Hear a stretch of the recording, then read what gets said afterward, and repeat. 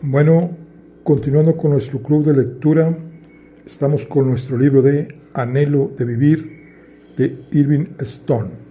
Es la vida de Vincent van Gogh. Y estamos en el libro primero y vamos a continuar en el libro primero, que es una lección sobre economía. Vamos a ver qué nos dice en el libro primero, una lección sobre economía. El gerente de los Charbonnagers de Bélgica, que administraba las 4 minas vecinas a Guasmes, no era un ogro tan terrible como Vincent había esperado encontrar. Tenía una mirada amable y comprensiva, como la de alguien que también ha sufrido. Después de escuchar atentamente el relato de la miseria de los mineros que Vincent le hizo, le contestó: «Ya sé, señor Van Gogh, siempre es la misma historia. Los hombres creen que los matamos de hambre a propósito, a fin de que aumentar nuestros beneficios. Pero créame, señor, eso está muy lejos de ser la verdad. Permítame enseñarle algunos documentos de la Oficina Internacional de Minas de París». «Mire, señor», dijo, enseñándole unas cifras de esos documentos, «las minas de carbón de Bélgica son las más pobres del mundo. El carbón es tan difícil de extraer que casi resulta imposible venderlo en el mercado con algún beneficio. Nuestros gastos son los mayores de todas las minas de carbón europeas y nuestros beneficios los menores. Pues como usted se imaginará, debemos vender nuestro carbón al mismo precio que los de las minas cuyos costos son bajos. Estamos al margen de la bancarrota. ¿Me comprende, señor?». «Sí, comprendo. Si pagáramos a los mineros un franco más por día, el costo de nuestra producción se elevaría por encima del precio del carbón en el mercado y tendríamos que cerrar nuestra empresa, y entonces sí que se morirían de hambre». «¿Y no podrían los dueños conformarse con un poco menos de beneficio? Así se podría favorecer algo a los trabajadores». El gerente meneó tristemente la cabeza. «No, señor. Esta empresa, como todas las empresas, trabajan con capital, y si ese capital no recibe su interés, lo retirarían para colocarlo en otro lado. Los títulos del Charbonnage de Bélgica solo pagan 3% de dividendo, y si lo reducimos, los dueños no tardarán en buscar otra colocación para su dinero, y si lo hacen, nuestras minas tendrán que cerrar, pues no podemos trabajar sin capital. Como usted ve, es un círculo vicioso, y creo que no hay que acusar de ello a nadie más que a Dios». Vincent hubiera debido indignarse ante semejante blasfemia, pero no fue así. Estaba pensando en lo que acababa de decirle el gerente. «Pero al menos podrían ustedes reducir en algo las horas de trabajo». «No, señor, pues eso equivaldría a aumentarles el sueldo, pues extraerían menos carbón y por consiguiente el costo de nuestra producción aumentaría. Pero al menos podrían ustedes hacer que las condiciones de trabajo no fuesen tan peligrosas». El gerente volvió a menear la cabeza tristemente, No, señor, no podemos. No podemos gastar un solo centavo en mejorar las condiciones de nuestras instalaciones. Es inútil. No se puede hacer nada. Nada. Miles de veces he estudiado el problema sin encontrar solución. Y en esto que me han convertido de profundo católico, que era en amargo ateo, no puedo comprender cómo Dios puede tolerar que sus hijos sufran semejante miseria siglo tras siglo. Vincent no supo qué contestar. Estaba anonadado.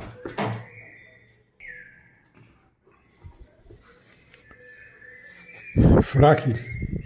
El mes de febrero era el más crudo del invierno.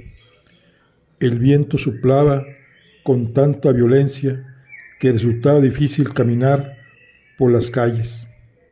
Más que nunca, los mineros necesitaban del terril para calentar sus pobres chozas, pero el viento era tan terrible que las mujeres no podían ir a recogerlo.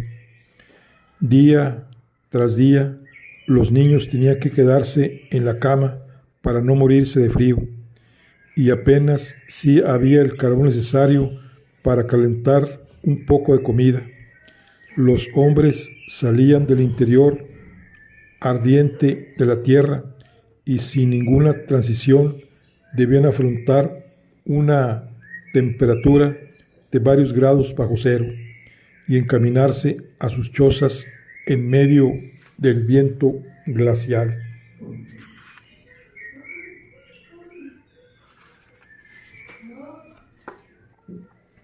Todos los días alguien moría de pulmonía y este mes Vincent tuvo que celebrar gran cantidad de servicios fúnebres. Había dejado de enseñar a los niños a leer y pasaba sus días recogiendo carbón en la montaña de Terril para distribuirlo entre las chozas más necesitadas. Ya no necesitaba fregarse polvo de carbón en su rostro. Ahora siempre lo tenía tan sucio como cualquiera de los hocicos negros. Un día, después de varias horas de trabajo, había logrado recoger casi media bolsa de combustible. Sus manos estaban amoratadas y lastimadas por las puntas filosas del hielo del suelo. Poco antes de las 4, decidió bajar al pueblo a fin de que al menos algunas de las mujeres pudieran preparar un poco de café caliente para sus maridos. Cuando llegó al Mercase, los mineros comenzaban a salir. Algunos lo reconocían y lo saludaban, pero la mayoría iban con las manos en los bolsillos, los hombros encogidos por el frío y la mirada fija en el suelo. El último en salir fue un viejecito que tosía tanto que casi no podía avanzar. Sus rodillas temblaban y a cada ráfaga de viento luchaba para no caer. Se había cubierto los hombros con una arpillera, restos de alguna bolsa proveniente de algún comercio de Guasmes. Vincent notó que tenía algo escrito en grandes letras. Miró con más detenimiento y logró descifrar la palabra: frágil.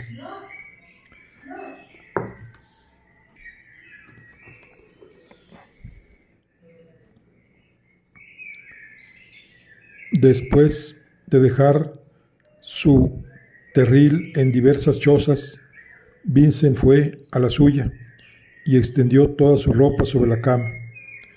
Tenía 5 camisas, 3 juegos de ropa interior, 4 pares de medias, 2 pares de zapatos, 2 trajes y un capote de soldado. Dejó sobre la cama una camisa, un par de medias y un juego de ropa interior, y lo demás lo puso todo en la valija. Uno de los trajes lo dejó al hombre que tenía la arpillera que decía frágil. La ropa interior y las camisas las dejó para que hicieran ropa para los niños. Las medias las distribuyó entre los enfermos que estaban obligados a bajar a las minas a trabajar. Y el capote lo entregó a una mujer encinta cuyo marido había sido muerto víctima de un desmoronamiento pocos días antes, y que debía reemplazarle en su trabajo para poder mantener a sus dos criaturas de corta edad. El salón donde Vincent solía hacer sus reuniones hacía tiempo que estaba cerrado, pues el joven no quería gastar terril ahí cuando en las chozas tanto lo necesitaba. Cuando iba a visitar a esa pobre gente, siempre trataba de hacerles un pequeño sermón, pero pronto ni siquiera tuvo tiempo para eso, pues debía ocuparse de cuidar a los enfermos, lavarlos, limpiarlos y prepararles bebidas calientes. Ahora ni siquiera llevaba su Biblia, pues nunca encontraba un momento para abrirla. La palabra de Dios era un lujo que los mineros no podían permitirse. Durante el mes de marzo, el frío menguó algo, pero en cambio recrudeció la fiebre. Vincent gastó 40 francos de su sueldo de febrero en alimentos y remedios para los mineros, quedándose apenas con lo suficiente para no morirse de hambre.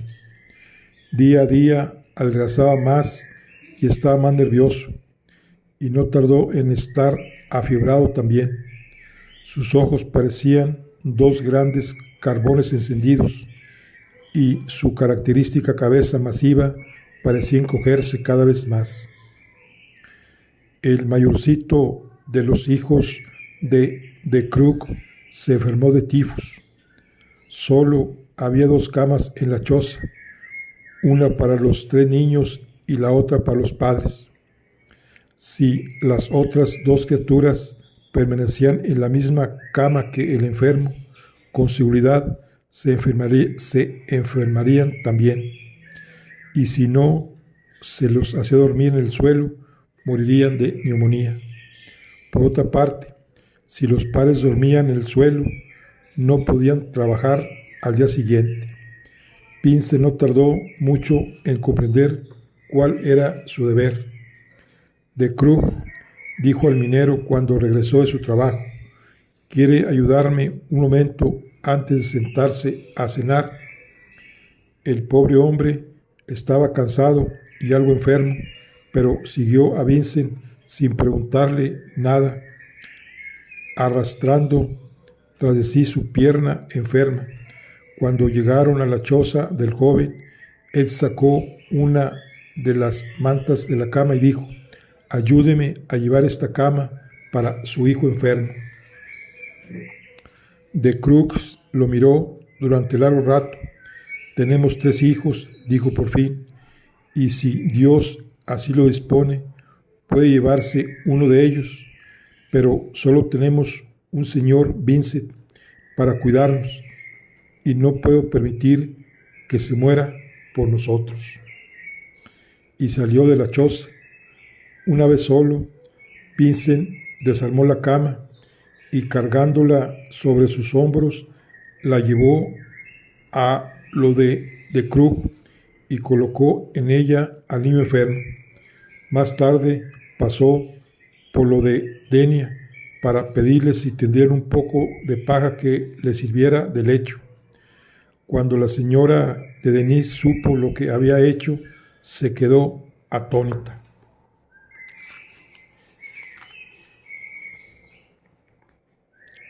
Señor Vincent, exclamó, su cuarto está aún desocupado. Venga a vivir con nosotros. usted es una muy buena señora, pero no puedo. Si es por el dinero, no se preocupe, dijo la buena mujer. Mi marido y yo nos ganamos bien la vida. Venga a vivir aquí como si fuese hermano nuestro. ¿Acaso no nos repite usted sin cesar que todos los hijos de Dios son hermanos? Vincent estaba helado y hambriento. Hacía varias semanas que se sentía afiebrado y débil por falta de alimento y de sueño. El lecho que le ofrecían era mullido y tibio, y la señora de Denis le daría de comer, haciendo desaparecer aquella horrible sensación de la boca de su estómago. Además, lo cuidaría y desaparecería aquella fiebre persistente y aquel frío intenso que lo calaba hasta los huesos. Se estremeció y casi cayó sobre las rojas baldosas de la panadería. No, pero se contuvo a tiempo. Esta era la última prueba de Dios. Si fallaba ahora, solo todo el trabajo que había hecho hasta entonces resultaría inútil. Ahora que todo el pueblo soportaba los más duros padecimientos y privaciones, ¿podría él ser tan débil y cobarde como para aceptar la primera comodidad que se le ofrecía? Dios es testigo de su bondad, señora, dijo. Él la recompensará, pero usted no debe tratar de alejarme del camino de mi deber. Si no me consigue un poco de paja, tendré que dormir en el suelo, pero no me traiga otra cosa, pues no podría aceptarlo. Colocó la paja en un rincón de su choza, sobre el suelo húmedo, y se cubrió con la manta. No pudo dormir en toda la noche, y a la mañana siguiente amaneció tosiendo, y sus ojos parecían aún más ardientes y hundidos que el día anterior. La fiebre había aumentado, y casi no tenía conciencia de sus movimientos. No poseía un solo pedacito de terril, pues no quería privar de él a los mineros. Consiguió comer algunos bocados de pan duro y salió para comenzar su trabajo diario.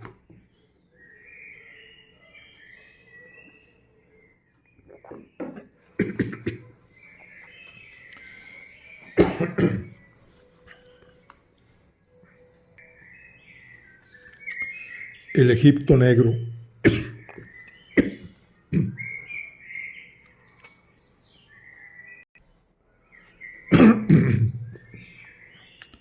El Egipto negro. Pasó el mes de marzo y en abril el tiempo mejoró algo. Desaparecieron los vientos y el sol calentó un poco más.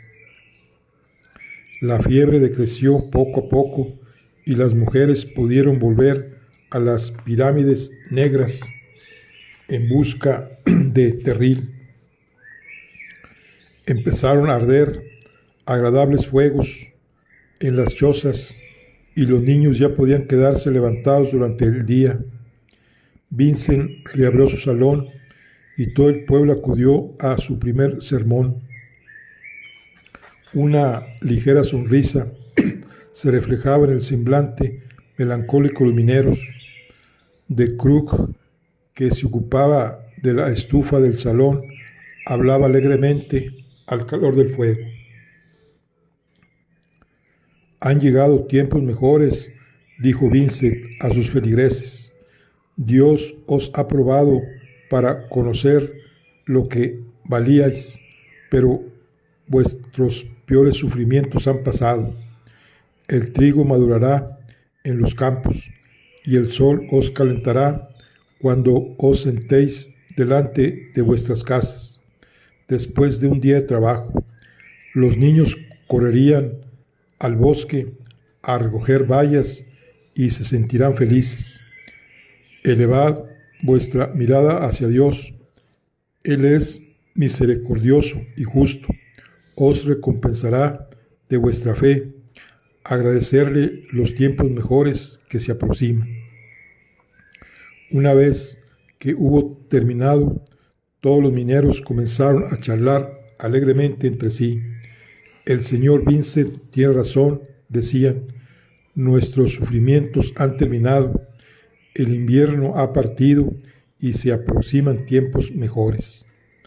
Pocos días más tarde, Vincent se hallaba con un grupo de niños recogiendo terril cuando de pronto vio a los mineros que salían de la mina. «¿Qué sucede?», dijo el joven extrañado. «Aún no es hora de la salida.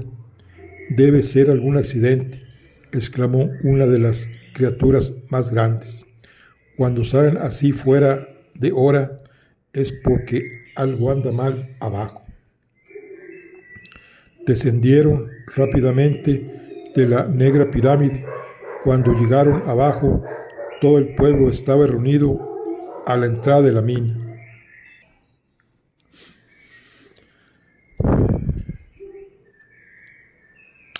«Es el Grisú», oyó que exclamaban.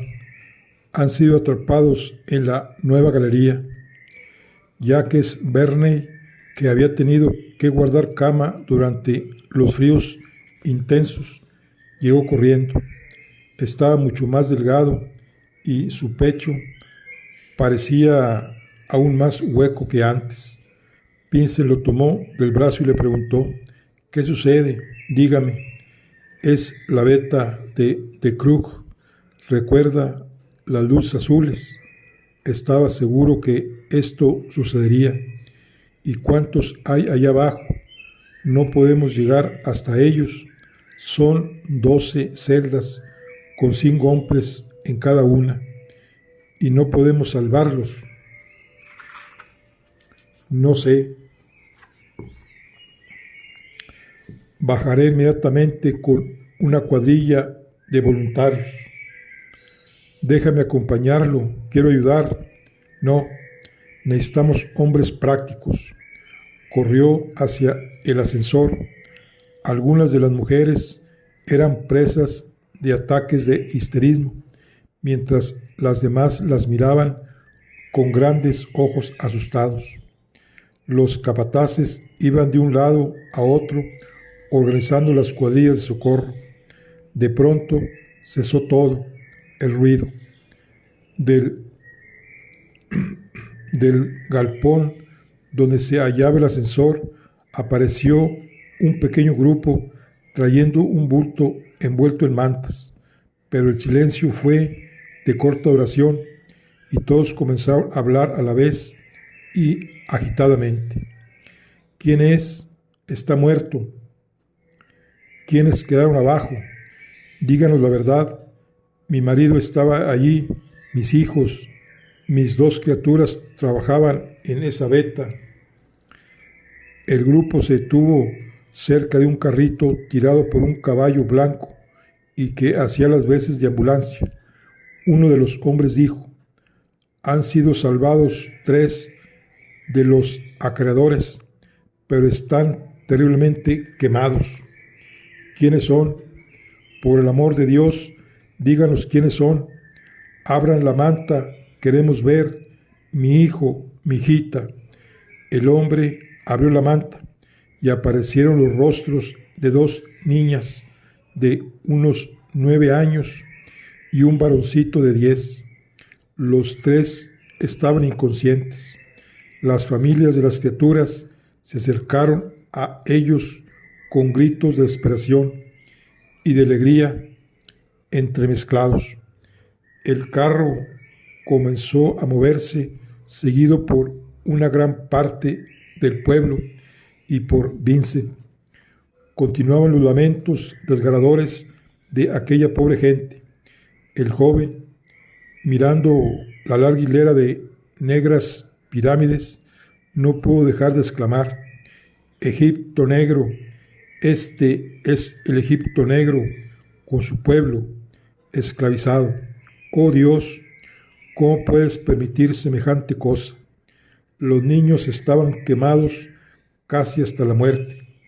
Vincent entró en la primera choza donde habían depositado uno de los moribundos.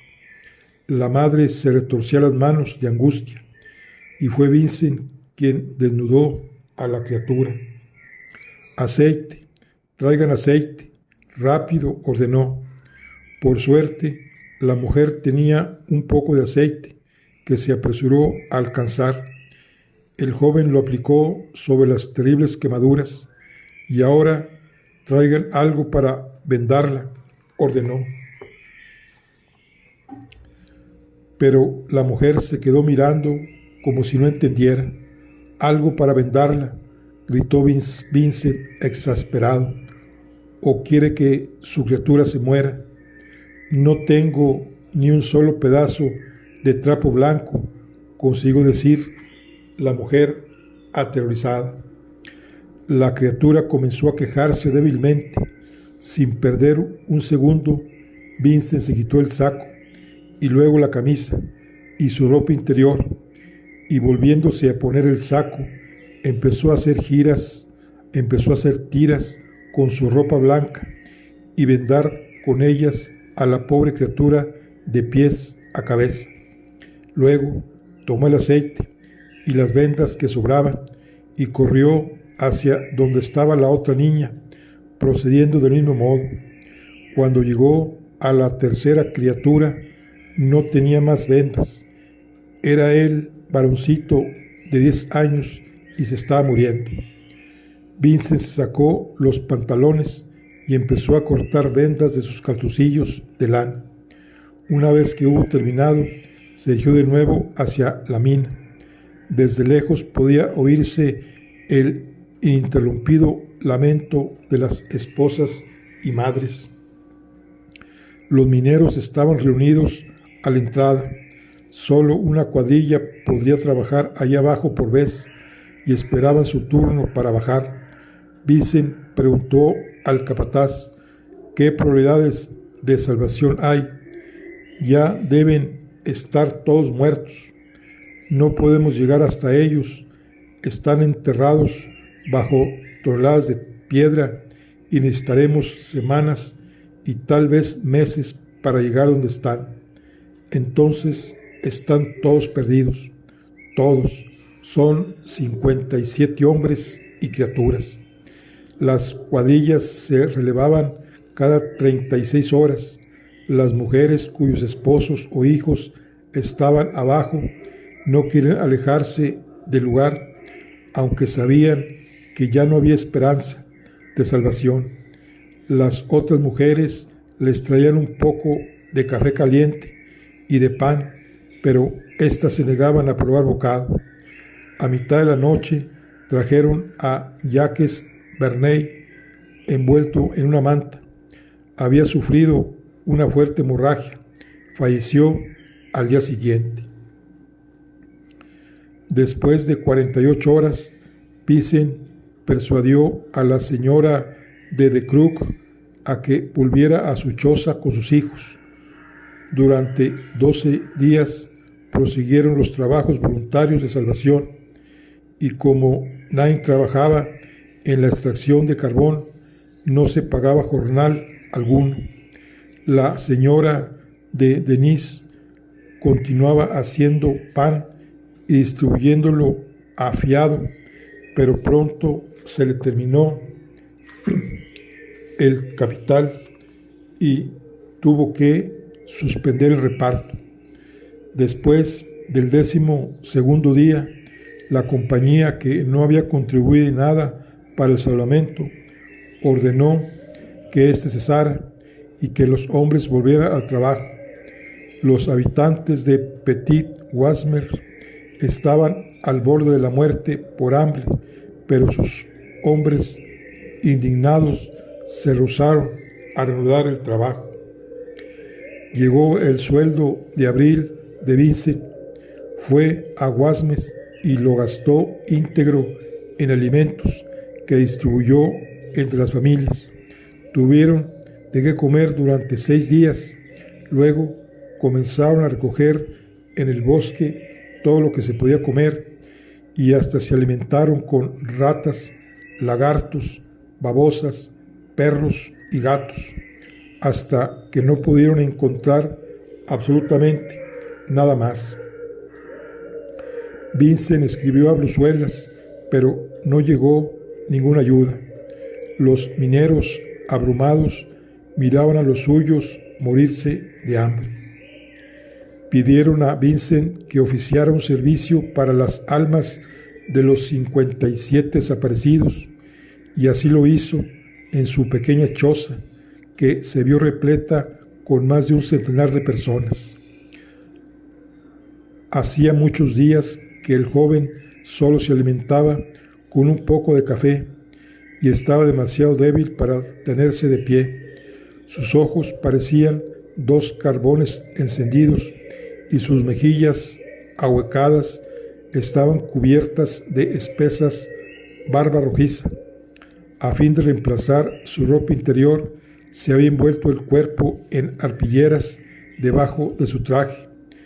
Una sola lámpara iluminaba la choza, y Vincent, recostado sobre la paja que le servía de lecho, comenzó a hablar. Cada una de sus palabras parecía llenar el ambiente silencioso. Los hocicos negros, flacos y debilitados por el hambre y la derrota, mantenían sus ojos fijos en él como si hubiera sido el mismo Dios. Se oyeron voces extrañas afuera y un niño abrió la puerta diciendo: «El señor Vincent está aquí, señores». Vincent dejó de hablar y los 100 mineros volvieron sus cabezas hacia la puerta, donde acababan de aparecer 2 señores bien vestidos y en cuyo semblante se reflejaba el horror. «Sean ustedes bienvenidos, reverendos de John y Van Desbrink», dijo Vincent sin ponerse de pie. «Estábamos ofreciendo un servicio para los 57 mineros que quedaron enterrados vivos en Marcarse. ¿Desea ustedes dirigir unas palabras de consuelo a esta pobre gente?» Tan horrorizados estaban los reverendos que no supieron qué contestar, y cuando empezaron a hablar lo hicieron en francés, idioma que los mineros no entendían. «Es vergonzoso», gritaba el reverendo Gon, golpeando su vientre prominente. «Parecería que estamos en las selvas del África. Solo Dios sabe el daño que hizo este hombre y los años que necesitaremos para atraer de nuevo a esta gente al cristianismo. Este hombre está completamente loco, siempre lo dije yo». Vincent estaba demasiado débil y enfermo para darse cuenta de lo que decía. «Haga retirar a estos seres inmundos», ordenó de Gong. «Pero no hemos terminado el servicio religioso», alegó el joven. «No importa, que se retire». Los mineros se retiraron sin comprender lo que sucedía, y los 2 reverendos se enfrentaron con Vincent. ¿Qué significa eso de oficiar servicios religiosos en un lugar inmundo como este? ¿Qué culto nuevo y bárbaro ha iniciado usted? ¿No tiene acaso el sentido de la decencia y del decoro? ¿Está usted completamente loco para portarse en esta forma? ¿Le parece que esta es la conducta que debe observar un ministro de Dios? ¿Quiere usted deshonrar nuestra iglesia? El reverendo Gon hizo una pausa y observó la paja donde se hallaba recostado el joven y el extraño aspecto de éste con sus ojos hundidos y afibrados. «Es una verdadera suerte para la iglesia, señor Van Gogh, que su nombramiento es solo provisorio, y puede usted considerar ese nombramiento cancelado. No le permitiremos que siga sirviéndonos.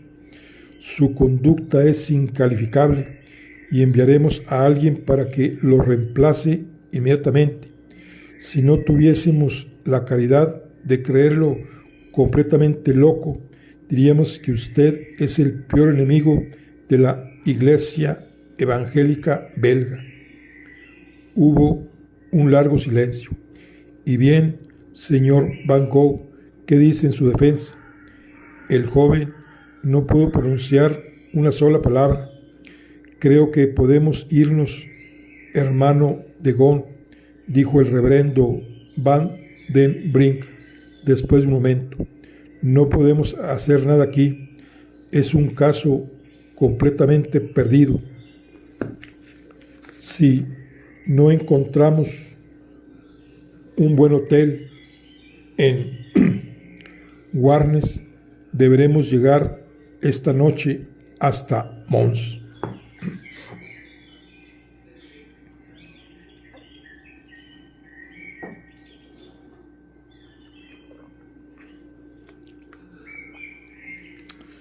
El alejamiento de Dios. A la mañana siguiente, un grupo de los mineros más ancianos vino a ver a Vincent.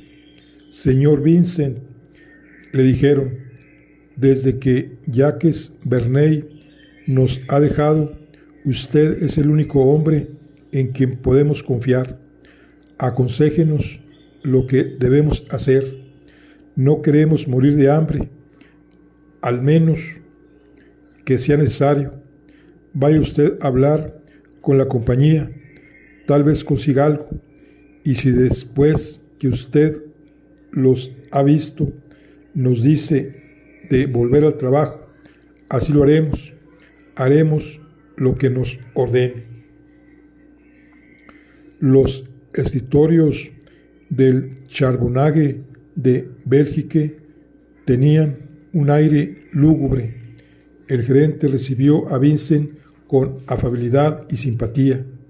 Ya sé, señor Van Gogh, que los mineros están indignados porque no seguimos los trabajos hasta rescatar el cuerpo de las víctimas, pero ¿de qué hubiera servido? La compañía decidió no volver a trabajar en esa veta, pues es muy pobre y no vale la pena. Entonces, ¿para qué hubiéramos seguido trabajando durante semanas enteras para recuperar esos cuerpos? Total, para sacarlos de una tumba y colocarlos en otra. ¿Y qué puede usted hacer para mejorar las condiciones de trabajo? Es inevitable que se enfrenten día a día con la muerte. No hay solución, señor. La compañía no tiene fondos para invertir en mejoras. Los mineros tienen que reanudar el trabajo en las mismas condiciones y tienen que hacerlo pronto. De lo contrario, cerraremos la mina para siempre y entonces solo Dios sabe lo que les sucederá. Mientras Vincent regresaba tristemente a Petit Wasmes, se decía, solo Dios sabe lo que les sucederá, y luego con amargura añadía, no, él no sabe nada. Le parecía evidente que ya no podía ser de ninguna ayuda a los mineros, puesto que debía decirles que regresaran al trabajo abrumador de 13 horas consecutivas por un sueldo de hambre y bajo el constante peligro de muerte. Había fracasado en su intento de ayudarlos. Ni siquiera Dios los podría ayudar. Había venido al Borinage a fin de traerles la palabra de Dios, pero ¿qué decir a aquella gente cuyo enemigo no era la compañía para la cual trabajaban, sino el mismo Padre Todopoderoso? En cuanto les aconsejara reanudar su esclavitud, cesaría de serles de utilidad. No podría nunca predicarles otro sermón, aun si el comité se lo permitiese, pues ¿de qué les serviría ahora el Evangelio? Dios no quería oír el llamado de los mineros y él no había sabido ablandarlo. De pronto le pareció que la luz se hacía en su cerebro. No había Dios. Dios era una invención absurda, inventada por los miedosos, desesperados. Solo existía el caos, un caos miserable, doloroso, ciego y cruel.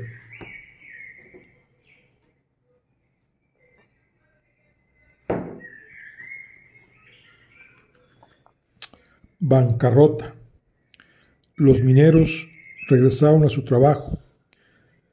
Theodorus van Gogh, instruido por el comité evangelista, escribió a su hijo enviándole dinero y ordenándole regresar a Eten. Pero en cambio, Vincent regresó de nuevo a lo de Denis. Fue al salón por última vez y, descolgando todos sus cuadros, los volvió a colocar en su cuarto. Era el fracaso, la bancarrota completa. No tenía ni trabajo, ni dinero, ni salud, ni fuerzas, ni entusiasmo, ni deseos, ni ambiciones, ni ideales. No sabía qué hacer con su vida. A los 26 años había fracasado 5 veces y no le quedaba coraje para recomenzar de nuevo. Se miró en el espejo. Su barba rojiza le cubría casi todo el rostro. Sus labios, otrora llenos y sensuales, eran ahora una simple línea, y sus ojos estaban semiperdidos en sus profundas cavernas. Pidió prestado a la señora Denis un poco de jabón y se lavó de pies a cabeza. Asombrándose de encontrarse tan delgado, se afeitó cuidadosamente y se peinó. La señora de Denis le trajo ropa de su marido y, una vez vestido, bajó a la cocina de la panadería tibia y agradable. Cenó con los Denis. Era la primera vez que comía algo sólido y caliente desde la catástrofe. Le pareció que esa comida no tenía sabor alguno.